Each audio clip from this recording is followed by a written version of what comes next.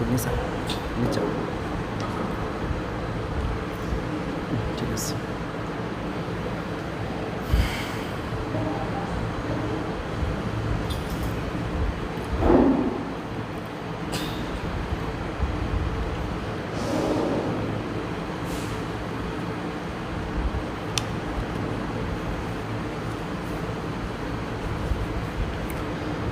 السلام عليكم ورحمة الله وبركاته.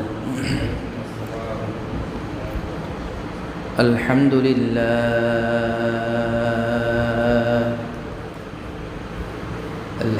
لله نحمده ونستعينه ونستغفره ونؤمن به ونتوكل عليه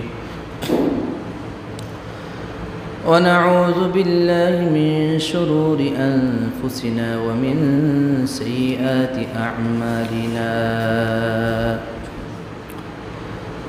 من يهده الله فلا مضل له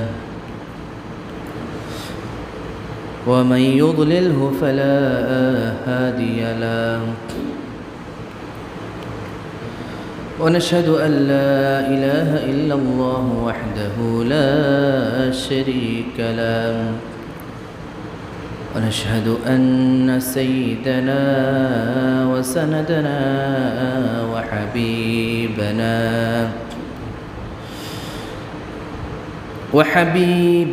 وطبيبنا وطبيب قلوبنا ومولانا وأولانا محمدا عبده ورسوله أرسله الله تعالى بالحق بشيرا ونذيرا وداعيا إلى الله بإذنه وسراجا منيرا.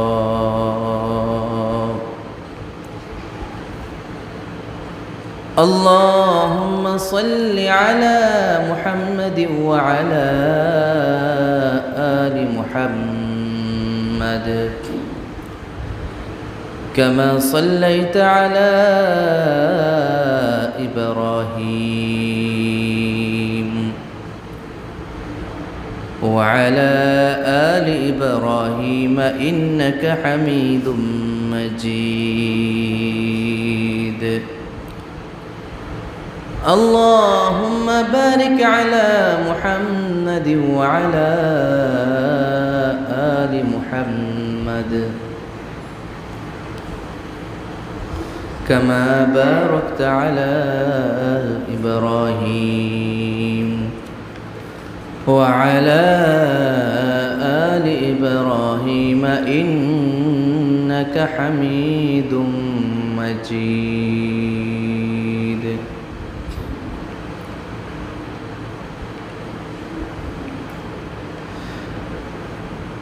اللهم صل على روح محمد في الأرواح وصل على جسد محمد في الأجساد وصل على قبر محمد في القبور. اللهم صل على محمد كلما ذكره الذاكرون كلما غفل عن ذكره الغافلون. أما بعد فقد قال الله تعالى في كلامه المجيد وفرقانه الحميد. أعوذ بالله من الشيطان الرجيم. بسم الله الرحمن الرحيم. اقتربت الساعة وانشق القمر. وعن أبي هريرة رضي الله تعالى عنه قال قال رسول الله صلى الله عليه وسلم سيأتي زمان تكثر فيه القراء ويقل الفقهاء والعلماء ويقبض العلم ويكثر الهرج قالوا وما الهرج قال القتل بينكم ثم يأتي بعد ذلك زمان يقرأ القرآن رجال لا يجاوز تراقيهم ثم يأتي بعد ذلك زمان يجادل المنافق الكافر المشرك بالله المؤمن بمثل ما يقول رواه الحاكم صدق الله العظيم وصدق رسوله النبي الكريم الحمد لله মহান আল্লাহ পাকের দরবারে লাখ কোটি শুকরিয়া যে আল্লাহ পাক রব্বুল আলামিন আমাদেরকে রহমত করে আল্লাহর পবিত্র ঘর মসজিদে পবিত্র সালাতুল জুমা আদায় করার জন্য আসার তৌফিক দান করেছেন। এই জন্য আল্লাহ পাকের দরবারে দিল থেকে শুকরিয়া আদায় করে বলে আলহামদুলিল্লাহ।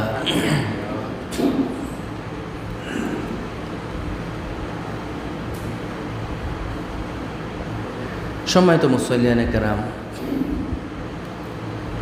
ধারাবাহিকভাবে কিয়ামতের আলামত সম্পর্কে আলোচনা চলতেছে। আজকের আলোচনা কিয়ামতের আলামত পর্ব 15 নম্বর পর্বের আলোচনা। আজকের আলোচনায় থাকবে কিয়ামতের আলামত নম্বর 58 নম্বর থেকে 60 নম্বর পর্যন্ত। মোহতারাম হাজরিন, কিয়ামতের আলামতগুলো আলোচনা এই জন্য করতে হয়, আলোচনা এই জন্য শুনতেও হয় যেন এই ফেতনার জমানায় সমস্ত প্রকার ফেতনা থেকে, ফেতনা ফাসাদ থেকে যেন সুন্দরভাবে সহজে যেন আমরা বাঁচতে পারি, সহজে বাঁচা যায়, সতর্ক হওয়া যায়, সেই জন্যই আলোচনা করা। এছাড়া হাদিসে আছে কিয়ামতের পূর্বে দাজ্জাল এর আলোচনা, কিয়ামতের আলোচনা এগুলো কমে যাবে, আলোচনাগুলো কমে যাবে। তো মুহতারাম হাজরিন, কিয়ামতের 58 নম্বর আলামত হচ্ছে কোরআনের পাঠক বেড়ে যাবে, কোরআন পাঠকারী বেড়ে যাবে, কিন্তু জ্ঞানী ফকিহদের সংখ্যা কমে যাবে। বড় বড় আলেম, বড় বড় ফকিহ, ফিকহ শাস্ত্রের বিজ্ঞ আলেম দিন দিন কমতে থাকবে। এটা কিয়ামতের অন্যতম একটা আলামত। মুহতারাম হাজরিন, মুস্তাদরাক হাকিমের 8412 নম্বর হাদিসে রাসূলুল্লাহ সাল্লাল্লাহু আলাইহি ওয়াসাল্লাম বলতেছেন, عن أبي هريرة رضي الله تعالى عنه قال رسول الله صلى الله عليه وسلم سيأتي زمان تكثر فيه القراء অতি সত্বর এমন একটা জামানা আসবে, এমন একটা সময় আসবে, তুকসারু ফিহিল কুররা, কারিগরের সংখ্যা বেড়ে যাবে, ওয়াকিল্লুল ফুকাহা, এবং ফকিহদের সংখ্যা কমে যাবে, ওয়ায়ুকবাদুল ইলমু ওয়ায়াকসুরুল জাহলু হারজু। ইউকবাদুল ইলমু, ইলমকে আল্লাহ তাআলা উঠায় নেবেন, কবজা করে উঠায় নেবেন। ওয়ায়াকসুরুল হারজু, এবং হারজ বেড়ে যাবে। সাহাবীরা প্রশ্ন করলেন, ক্বালু ওয়ামাল হারজু, হারজ মানে কি? রাসূল সাল্লাল্লাহু আলাইহি ওয়াসাল্লাম বলতেছেন, ক্বালা আল কতলু বাইনাকুম, তোমাদের পরস্পরের মধ্যে হত্যা, তোমরা একে অপরকে হত্যা করবা, তোমাদের মধ্যে হত্যা বেড়ে যাবে। নবী করিম সাল্লাল্লাহু আলাইহি ওয়াসাল্লাম বলতেছেন, সুম্মা ইয়াতি বা'দা যালিকা জামানুন, এরপরে এমন একটা সময় আসবে, এমন একটা জমানা আসবে, ইয়াকরাউল কুরআনা রিজালুন লা ইউজাবিজু তারাকিহিম, কিছু ব্যক্তি কোরআন পড়বে এমনভাবে, কিন্তু সুন্দর করে কোরআন পড়বে, কিন্তু তাদের কণ্ঠনালী অতিক্রম করবে না, অর্থাৎ কোরআন অনুযায়ী আমল করবে না, কোরআনের আইন বাস্তবায়ন করবে না। বর্তমান দেখেন আমরা কোরআন ঠিকই পড়ি, কিন্তু কোরআনের আইন বাস্তবায়ন আমরা করি না, করতে পারি না। সময় কিন্তু সেই সময় এখন। বিশেষ করে দেখা যায় যে এমন কিছু কারি আছে অনেক সুন্দর করে তেলাওয়াত করে, কিন্তু নাই মুখে একটা দাড়ি, একটা দাড়ি নবীর সুন্নত মুখে নাই, কিন্তু কত সুন্দর তেলাওয়াত করতেছে। তাকে যদি একটা নামাজের গুরুত্বপূর্ণ একটা মাসালা জিজ্ঞাসা করেন, সে মাসালাটা কিন্তু বলতে পারবে না, কিন্তু কোরআন কিন্তু সুন্দর হবে, সে পড়তেছে। কোরআন তার মুখের মধ্যেই থাকবে, কিন্তু কণ্ঠনালীর পরে আর কি অতিক্রম করবে না, মানে কোরআন অনুযায়ী সে আমল করবে না। বর্তমান কিন্তু এই আলামতটা প্রকাশ পেয়েছে, আমরা জানি। মোহতারাম হাজরিন, নবী করিম সাল্লাল্লাহু আলাইহি ওয়াসাল্লাম বলতেছেন, সুম্মা ইয়াতি বা'দা যালিকা জামান, এরপরে এমন একটা সময় আসবে, ইউজাদিলুল মুনাফিকুল কাফিরুল মুশরিকু, কাফের মুনাফিক মুশরিকরা ইসলামকে নিয়ে মুমিনের সাথে তর্কে লিপ্ত হবে, ঝগড়ায় লিপ্ত হবে। বর্তমান কিন্তু এটাই হচ্ছে। তো এই হাদিসের মধ্যে রাসূলুল্লাহ সাল্লাল্লাহু আলাইহি ওয়াসাল্লাম বলতেছেন, ইউকবাদুল ইলম, আল্লাহ তাআলা ইলম জ্ঞানকে উঠায় নেবেন। তো কিভাবে উঠায় নেবেন? সূরাতু কবদুল ইলম, বুখারী শরীফের 100 নম্বর হাদিসের মধ্যে হযরত আব্দুল্লাহ ইবনে আমর রাদিয়াল্লাহু তাআলা থেকে বর্ণিত হাদিসটা, নবী করিম সাল্লাল্লাহু আলাইহি ওয়াসাল্লাম বলতেছেন, ক্বালা রাসূলুল্লাহ সাল্লাল্লাহু আলাইহি ওয়াসাল্লাম, ইন্নাল্লাহা তাআলা আযজা ওয়া জাল লা ইয়াকবিদুল ইলমা ইনতিজাআন ইয়ানতাজিউহু মিনান নাস, আল্লাহ তাআলা ইলমকে হঠাৎ করে উঠায় নেবেন না, ইলমকে হঠাৎ করে উঠায় নেবেন না। কি করবেন? ওয়ালাকিন ইয়াকবিদুল ইলমা বিকবদিল উলামা, বরং ইলমকে উঠায় নেবেন বড় বড় আলেমদেরকে উঠায় নেওয়ার মাধ্যমে। একটু চিন্তা করে দেখেন, গত ধরেন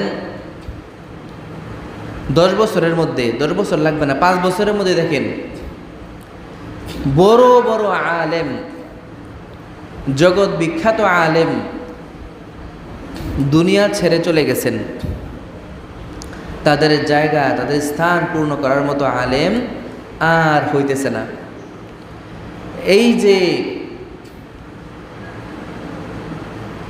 ইলমকে আল্লাহ তাআলা এই আলেমদেরকে মৃত্যুবরণ করানোর মাধ্যমে আল্লাহ তাআলা ইলমকে উঠায় নেবেন। যারা ইসলামের বিষয়ে, দ্বীনের বিষয়ে এতটাই মজবুত ছিলেন যে কাউকে ভয় পেতেন না, জান গেলে যাবে, জীবন গেলে যাবে, কিন্তু হক কথা কি বলতেই হবে।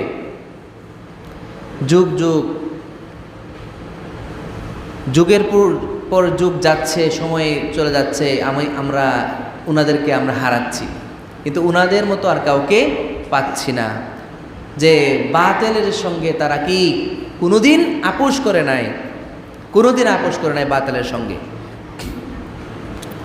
যাই হোক, বলতেছিলাম আল্লাহ পাক রব্বুল আলামিন কিয়ামতের পূর্বে এভাবে আলেমদেরকে উঠায় নেওয়ার মাধ্যমে ইলমকে উঠায় নেবেন।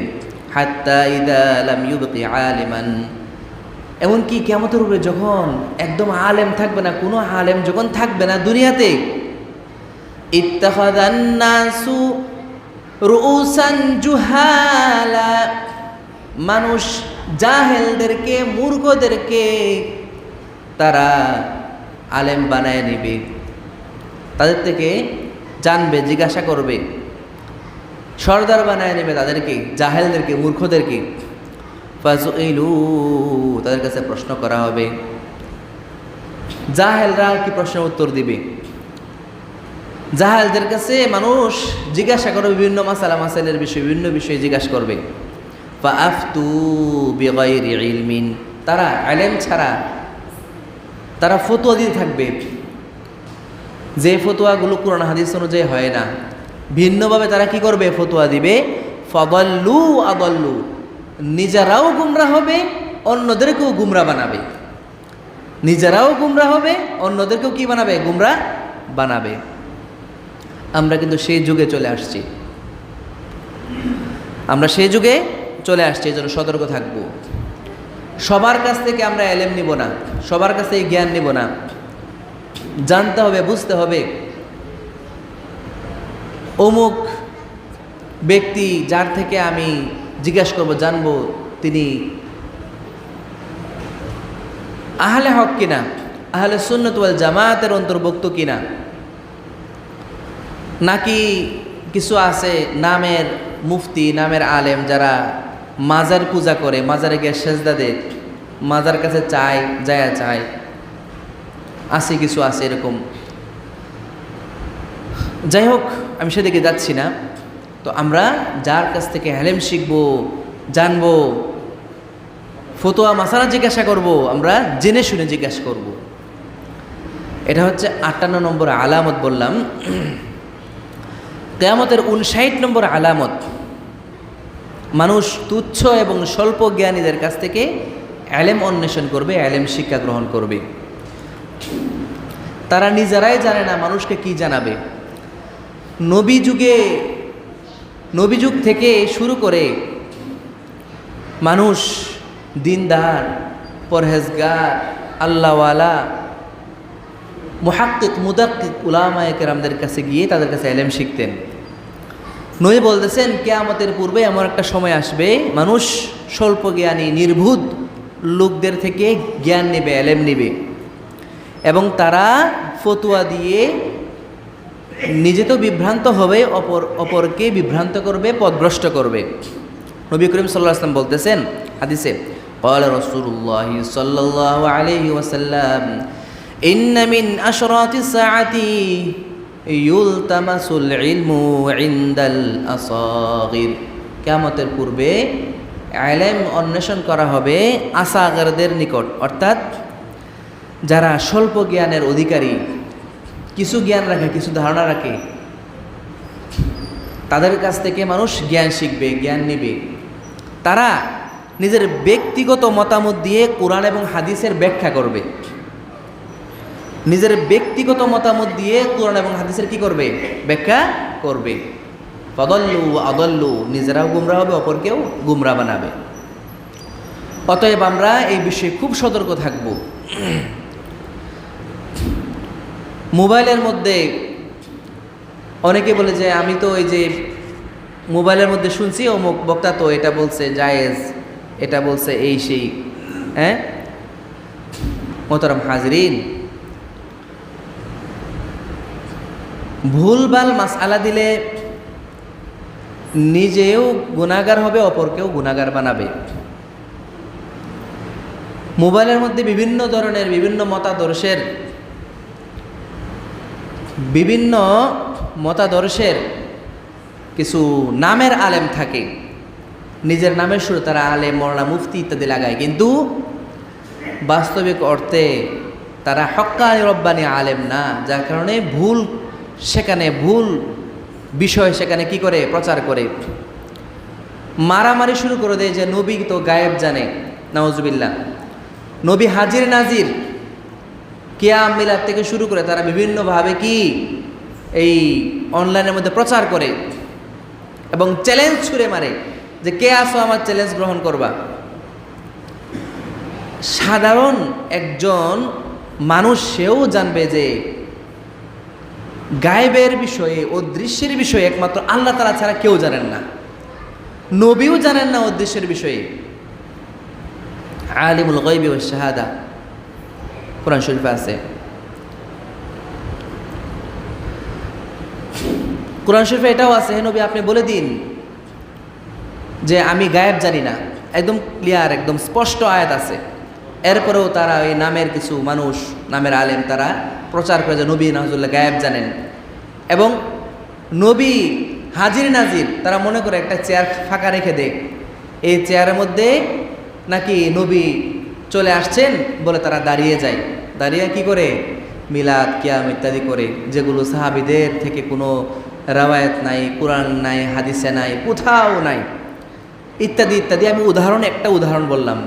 তা আপনি বলতে পারেন যে মোবাইলে তো পাইছি, ওটা তো এরকম বলতেছে। সবার থেকে আপনি এলেম নিলে হবে না, দেখতে হবে কার থেকে নিতেছেন। যে বলতেছে সে কি আসলেই কোরআন এবং হাদিস থেকে বলতেছে কিনা, না নিজের মন গড়া ব্যাখ্যা সে করতেছে, এটা আপনার বুঝতে হবে, জানতে হবে। তো যাই হোক, এটা তো সাধারণ একটা বিষয় বললাম। আরও অনেকগুলো বিষয়ে তারা আহলে হকের মুখালেফ, তাদের থেকে জ্ঞান ইলম নেওয়া যাবে না। যদি নিই তাহলে নিজেও কি বিভ্রান্ত হয়ে যাব। যাই হোক, কিয়ামতের 59 নম্বর আলামত বলা হয়েছে। এখন আসেন কিয়ামতের 60 নম্বর আলামত। কিয়ামতের 60 নম্বর আলামত হচ্ছে হঠাৎ মৃত্যুর হার বৃদ্ধি হয়ে যাবে, বেড়ে যাবে। অর্থাৎ মানুষ হঠাৎ মারা যাবে। আগের যুগে মানুষের হঠাৎ মৃত্যুটা খুব কমই হইতো, কিন্তু বর্তমান হার্ট অ্যাটাকের মাধ্যমে, হাই প্রেশারের কারণে, সড়ক দুর্ঘটনায়, বিভিন্ন কারণে দেখবেন যে হঠাৎ করে সময় হঠাৎ অমুক মারা গেছে। আপনি কল্পনা করতে পারবেন, আচ্ছা অমুক হঠাৎ করে কেমনে মারা গেল। কিয়ামতের আগে এরকম হবে, আসবে। নবী সাল্লাল্লাহু আলাইহি ওয়াসাল্লাম বলে গেছেন।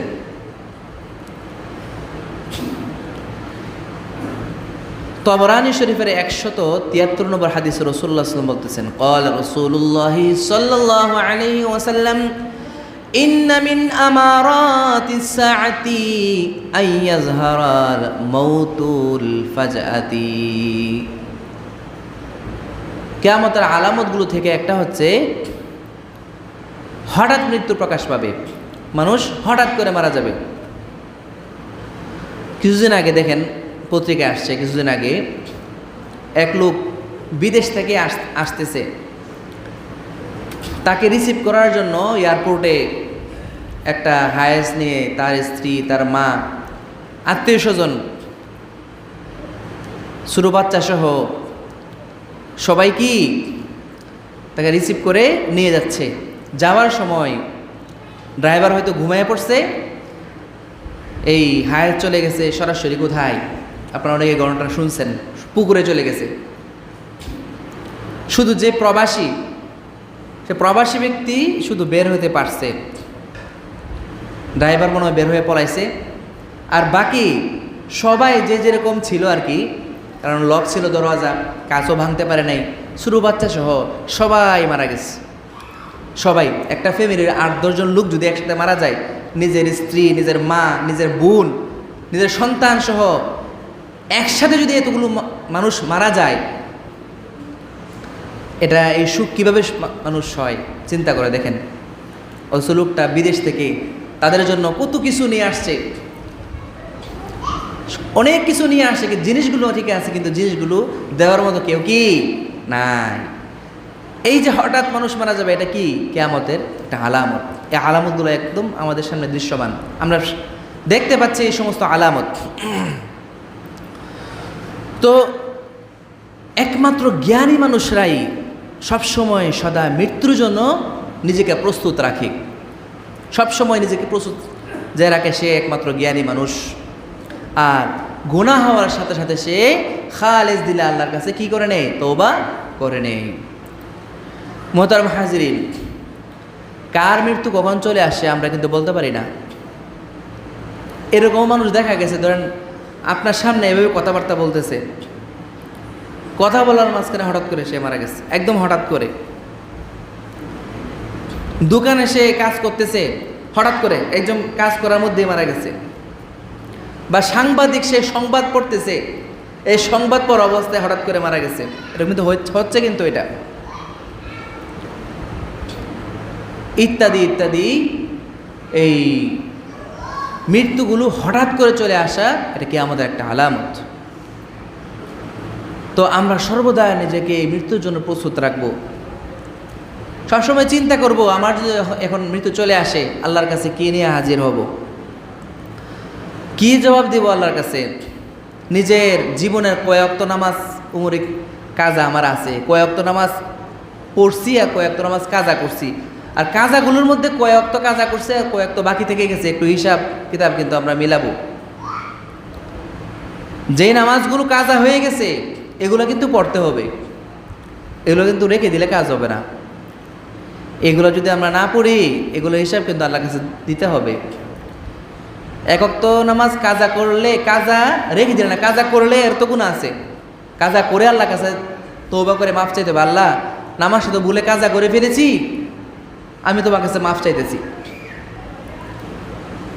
এখন আমরা হিসাব কিতাব মিলাই, জীবনে এরকমও অনেকের সময় গেছে 5 বছর 10 বছর লাগাতার নামাজ থেকে দূরে ছিলাম, হয়তো শুক্রবারের নামাজগুলো কি পড়ছি আর বাকিগুলো কি পড়ি নাই, এরকম আছে না বলেন?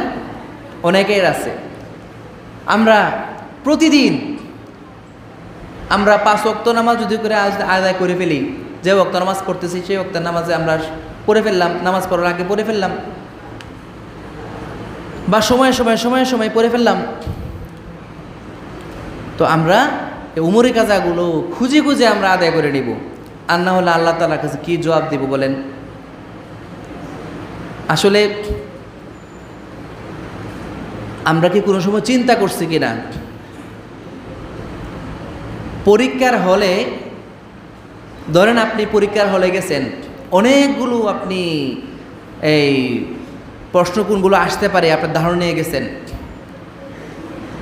শিখে গেছেন, কিন্তু হঠাৎ করে এমন প্রশ্ন কতগুলো চলে আসলো, কোনোগুলোর আনসার আপনার মনে নাই, কোনোগুলো দিতে পারতেছেন না, একটাও দিতে পারতেছেন না, একটাও কমন পড়ে নাই আপনার, অবস্থাটা তখন কেমন হবে একটু চিন্তা করি।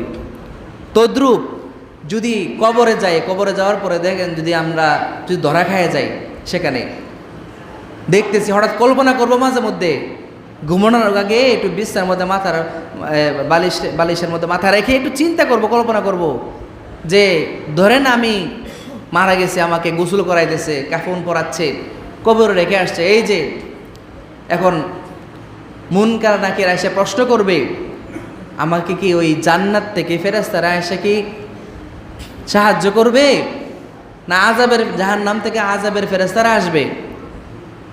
যদি সে আযাবের ফেরেশতারা উপস্থিত হয়ে যায়, যদি সেখানে ধরা খেয়ে যায়, তাহলে তো সবচেয়ে বড় ধরা সেখানেই খাওয়া। কবর হচ্ছে আখিরাতের প্রথম ঘাঁটি হচ্ছে কবর।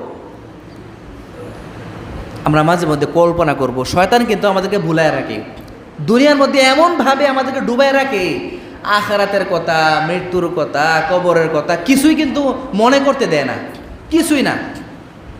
আর বর্তমান তো আছে মোবাইল, মানুষ মোবাইলের মধ্যে এত ব্যস্ত হয়ে পড়ে কোনো কিছুর খবর কি থাকে না।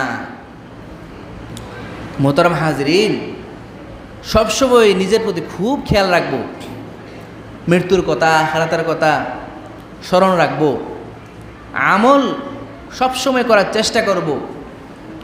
যে নামাজগুলো কাজা আছে, এই কাজা নামাজগুলো খুঁজে খুঁজে আমরা কি আদায় করার চেষ্টা করব। আল্লাহ তাআলা আমাদের সবাইকে বুঝা এবং আমল করার তৌফিক দান করুন। ওয়া আখিরু দাওয়ানা আলহামদুলিল্লাহি রাব্বিল আলামিন। যারা সুন্নাত পড়েন